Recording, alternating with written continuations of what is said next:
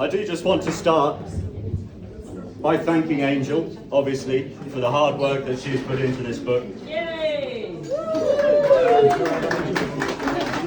But I also feel obliged to thank Mark, Richard, Genevieve, Jessica, Adam and Sean, Angel's other writers who have set the bar so high for this imprint that has come to mean so much to me in such a short space of time. I appreciate really the way you've set the bar so high. That's made life so easy for me. Thank you. But I am proud and thrilled to be part of an imprint that I've come to believe in so much, and for my book to sit alongside theirs is a huge privilege. The piece I'm going to read for you is from, well, I will start by saying one of the things that Angel said to me when I first presented the book to her was a certain amount of encouragement that I might consider self-publishing it, because she said no publisher would touch it. She said it's being a combination both of short stories and mixed genre. She said publishers will not be interested, they won't know how to sell it, you may as well go on your own. I'm not sure what happened to change her mind, but I'm extremely grateful that she did. So, the piece I'm going to read from you, just a short bit of context. My main protagonists, Aliana and Grimshanks, have just arrived in a small town called Bright Fortune.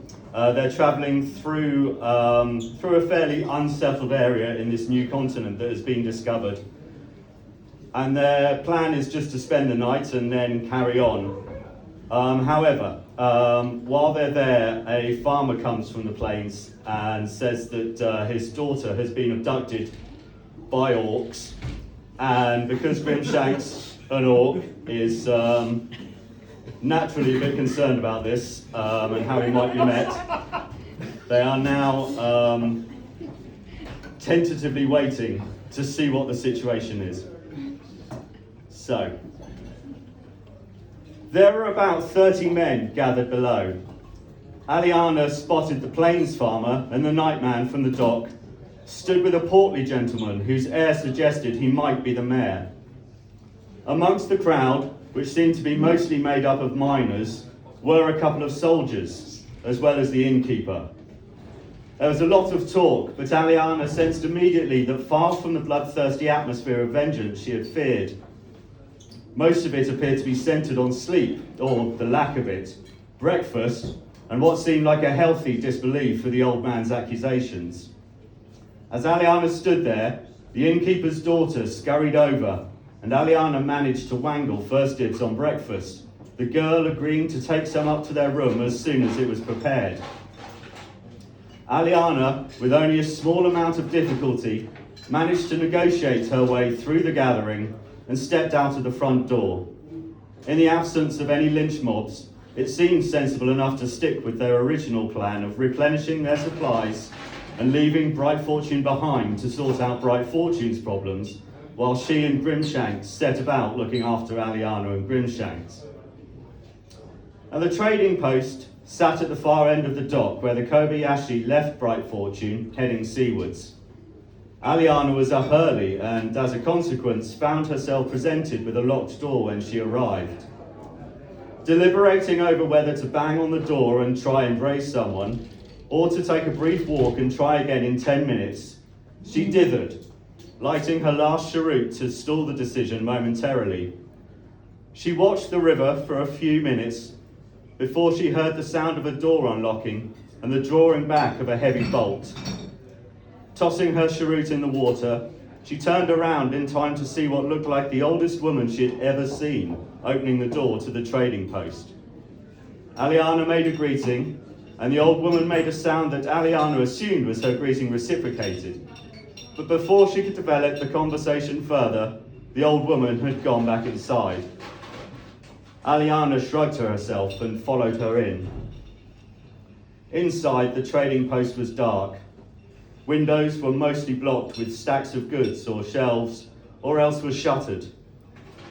This only served to strengthen the rich atmosphere, and Aliana was struck forcibly by a heady blend of smells.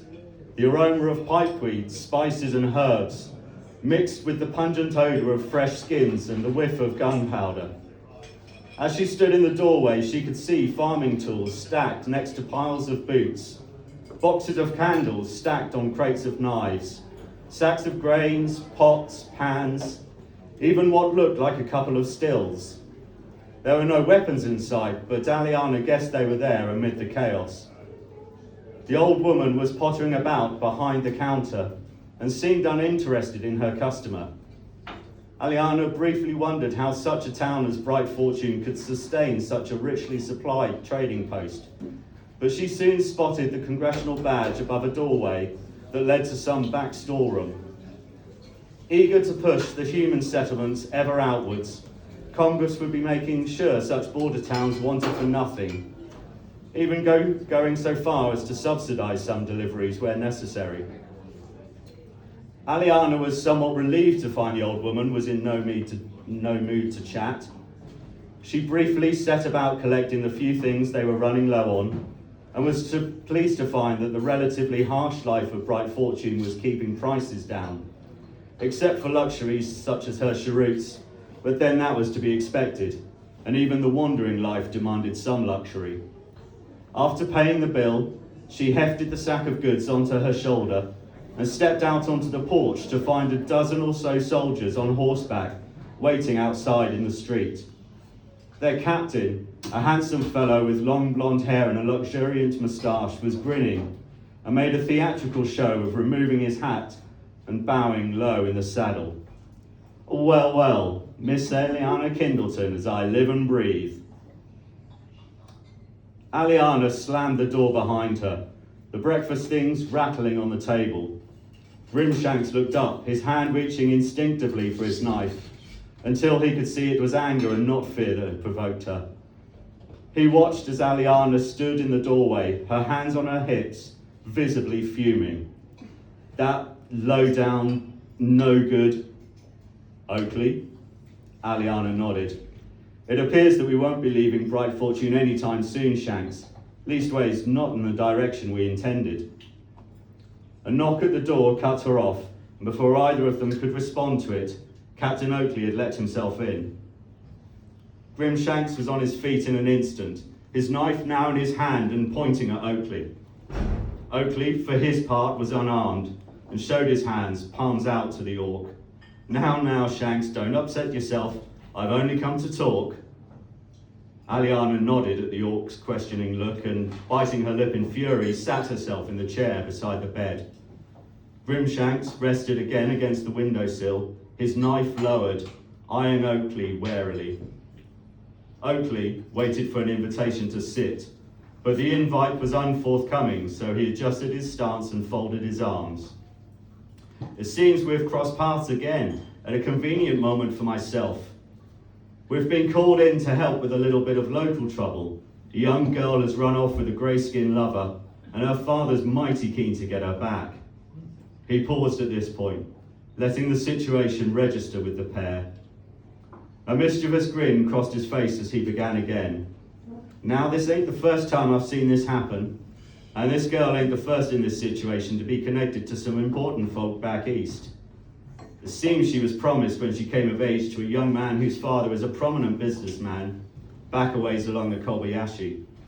Now, the Major has stressed to me the priority of this girl's recovery, so here's me with a sudden need for a good tracker, and here's you, his glance resting on Grimshanks, with a desire to be left untroubled and allowed to go your way.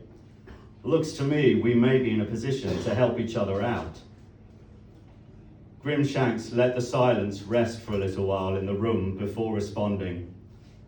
Then he picked up his felt hat from the dresser, fixing it on his head and tucking his knife in his belt.